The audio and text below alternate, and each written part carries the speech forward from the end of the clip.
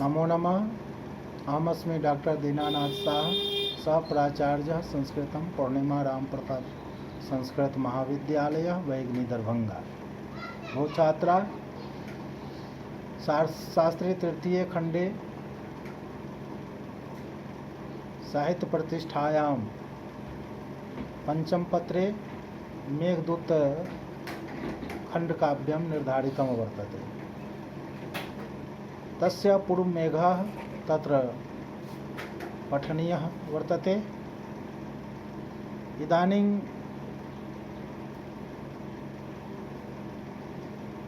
मेघमार्गं विषयम् अधिकृत्य मेघमार्गस्य वर्णनः।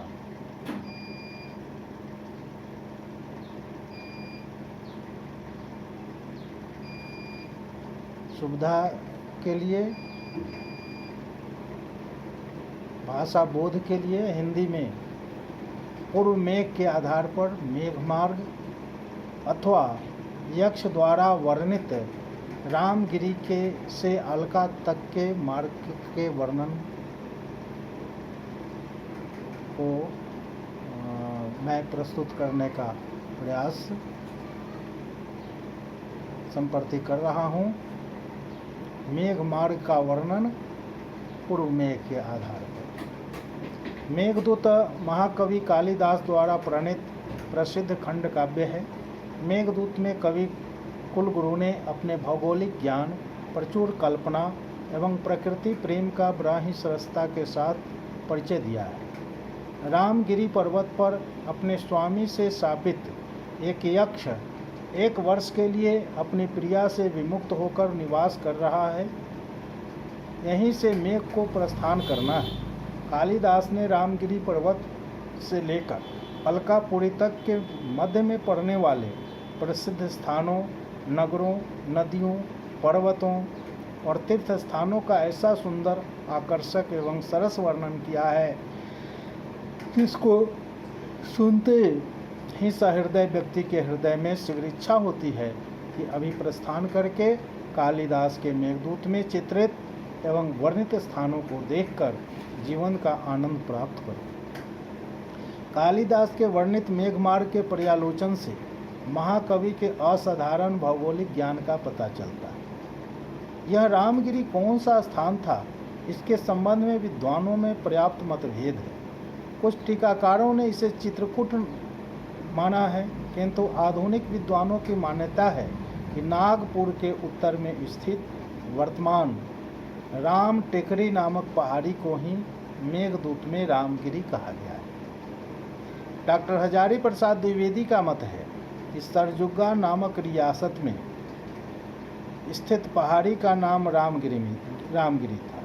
इस रामगिरी नामक पर्वत के आश्रमों में यक्ष विरह के दिन काट रहा था। आषाढ़ मास के प्रथम दिन आकाश में उमड़ते हुए नूतन मेघ खंड को देखकर यह यक्ष अपनी पत्नी के पास संदेश ले जाने के लिए मेघ से निवेदन करता है और रामगिरी से लेकर अलकापुरी तक का मार्ग वर्णन करता है। रामगिरी पर्वत से उत्तर की ओर मेघ को चलना है। यथा स्थानाद अस्मात् सरस निचुलाद उत्पत्तो उदंग मुखः खंग। यहाँ से प्रस्थान करने पर सबसे पहले माल नामक पठार स्थान पड़ता है। सद्य शिरोत्कर्षण सुरभि क्षेत्रम आरोह्य मालम। यह माल क्षेत्र रतनपुर का समीपवर्ती सीमावर्ती मालदा प्रतीत होता है। यक्ष कहता है कि हे मेघ, यहाँ से थोड़ा पश्चिम की ओर चलकर फिर तीव्र गति से उत्तर की ओर ही चलना है, तब मुझे आम्रकुट नामक पर्वत मिलेगा। आम्रकुट का वर्णन करते हुए कालिदास ने लिखा है, त्वम आसार प्रशमित वनोपप्लवं साधु मूर्धना वक्ष्यति अध्वस्त्रम परिगतं सानुमान आम्रकुटः न क्षुद्रो अपि प्रथम सुकृतापेक्षया संश्रयाय प्राप्ते मित्रे भवति विमुखः किं पुनर्यस तथोच्चै। यह आम्रकुट वर्तमान अमरकंटक या महादेव पहाड़ी प्रतीत होता है। यहाँ से आगे चलकर विंध्याचल के चरणों में फैली हुई नर्मदा का दर्शन होगा। रेवांग द्रक्ष्यसी उत्पल विषमे विंध्य पादे विसृणाम। उसके पश्चात छोटे छोटे अनेकों पर्वतों का अतिक्रमण करके दशार्ण देश प्राप्त होगा, जिसे आजकल छत्तीसगढ़ के नाम से जाना जाता है। दशार्ण पहुँचने पर मेघ वेत्रवती नदी के तट वसी हुई यहाँ की राजधानी विदिशा नगरी में जाएगा। विदिशा के पास निश्चयी नामक पर्वत को पार करके पश्चिम की ओर मुड़कर अवंती प्रदेश की राजधानी उज्जैनी में जाना। वक्रपंथः यद्यपि भवतः प्रस्थितस्योत्तरासां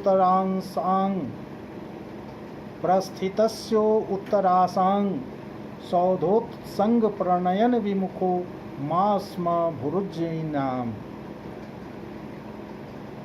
यद्यपि उज्जैनी पहुँचने के लिए आपका मार्ग टेढ़ा हो जाएगा।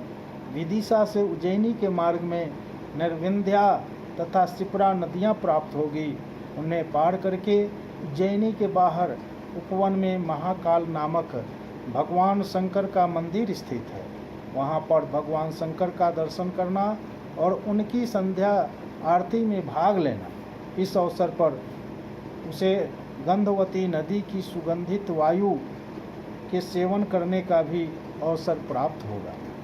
कालिदास ने लिखा है कि उज्जैनी मानो स्वर्ग का ही एक भाग है, जिस भाग को स्वर्ग से लौटते हुए पुण्यात्मा लोगों ने अपने उपभोग से बचे हुए पुण्यों के प्रभाव से अपने साथ भूमि पर ले आए।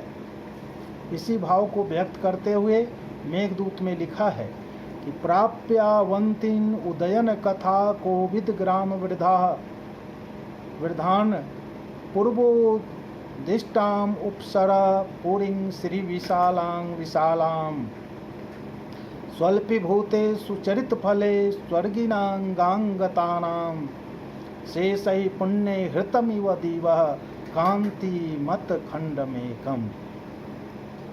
अब उज्जैनी से सीधे मार्ग से चलकर मेघ गंभीर नदी के तट पर पहुँचेगा। आगे चलकर मेघ को देवगिरी पहुँचना है, जहाँ स्कंद अर्थात स्वामी कार्तिकेय का मंदिर है। इसके बाद तुम दसपुर में पहुँचोगे, जहाँ के स्त्रियाँ सौंदर्य के लिए अति प्रसिद्ध है। उन स्त्रियों की चंचल दृष्टि का विषय बनते हुए प्रस्थान करना। फिर आप कुरुक्षेत्र पहुँचोगे, जहाँ पर अर्जुन के वाणों की वर्षा उसी प्रकार की थी जिस प्रकार आप जल की बूंदों की वर्षा करते हो। ब्रह्मावर्त जनपदम मत्छाया गाहमानः क्षेत्रं छत्र प्रधन पिशुनं कौरवं तद भजे था। इसके बाद बंधुओं के प्रति स्नेह होने के कारण युद्ध से विमुख होकर प्रिय स्वाद वाली रेवती के नेत्रों से अंकित मदिरा को त्याग कर जिस सरस्वती नदी के जल का पान किया था, उसी सरस्वती के जल का पान करके ऊपर से कृष्ण वर्ण होते हुए भी अंतःकरण से शुद्धता को प्राप्त करोगे। उसके बाद हे मेघ, तुम कनखल हरिद्वार के निकट कनखल नामक पर्वत के सहारे गंगा की ओर बढ़ना। वही गंगा जो सगर के पुत्रों को स्वर्ग पहुँचाने के लिए सोपान का काम किया था, तथा जो हिमालय से निकलते हैं, वहाँ पहुँचना। हिमालय की चोटी पर बैठे तुम ऐसे सुशोभित होगे जैसे शंकर जी के बैल के द्वारा अपने ऊपर उछलती हुई कीचड़ के समान सुशोभित हों। यदि पर्वत की तरह गर्जन मृदंग के समान हो जाए तो शंकर की पूजा के समय संगीत की समस्त सामग्री उपस्थित होगी। इस प्रकार हिमालय पर्वत का सर्वांगीण अवलोकन करते हुए प्रस्थान करना, उसके शिखा पर विश्राम करना, उसके बाद वहाँ से उत्तर दिशा की ओर प्रस्थान करके क्रौंच डरंध से कैलाश पर्वत पर, जहाँ शंकर जी निवास करते हैं, उस पर्वत की गोद में बसी हुई अलकापुरी, जिसे तुम पास में नीचे बहती हुई गंगा और स्वयं उसकी उच्च अट्टालिकाओं के कारण पहचान सकते हो। कहा है कवि ने, तस्योत्संगे प्रणयन इव स्रस्तगंगादुकुलां न त्वं दृष्ट्वा न पुनरलकां ज्ञास्यते कामचारिन् या वह काले वहति सलिलोद्गार मुच्चैर्विमाना मुक्ता जाल ग्रथितं मलकं कामनी वाभ्र वृंदम। अंत में यक्ष कहता है कि हे मेघ, उस अलकापुरी में मेरी पत्नी वीणा रखे हुए आंसुओं को गिराती हुई, वीणा के तारों को संवारती हुई मिलेगी। उस मेरी पत्नी के पास संदेश ले जाओ। इस प्रकार कालिदास ने मेघदूत में पूर्व मेघ में यक्ष के माध्यम से रामगिरी से अलकापुरी तक मेघ मार्ग के क्रमशः निम्न स्थान बतलाए हैं। रामगिरी नागपुर के उत्तर में स्थित राम टेकरी पहाड़ी, माल क्षेत्र रतनपुर के निकट